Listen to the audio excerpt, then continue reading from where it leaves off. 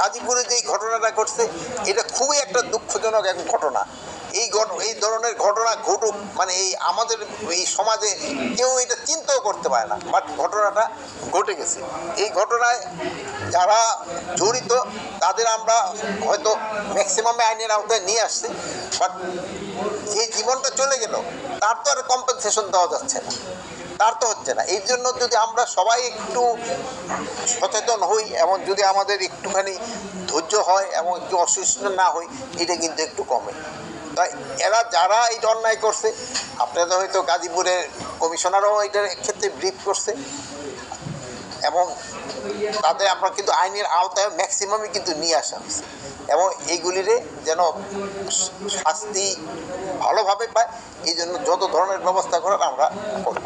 But জিনিসটা খুবই দুঃখজনক, মানে যে চলে গেল তার তো আমরা কোনো কম্পেনসেট করতে পারবো না, একটা জীবন কিন্তু চলে গেল। আর একটা পাবলিক চার্টারের একটা আইনও আছে কিন্তু, যেখানে কিন্তু জনগণেরও কিন্তু এটা প্রতিকার করার কথা, কিন্তু আমাদের এই পাবলিক চার্টার আইনটা কিন্তু আমরা আস্তে আস্তে কিন্তু ভুলে যাচ্ছি। এই জন্য আপনারা তো ভালো কাজ করে যাচ্ছেন, তা আপনারা যদি একটু জনগণকে এই ব্যাপারে একটু সচেতন করেন এইটা দেওয়া।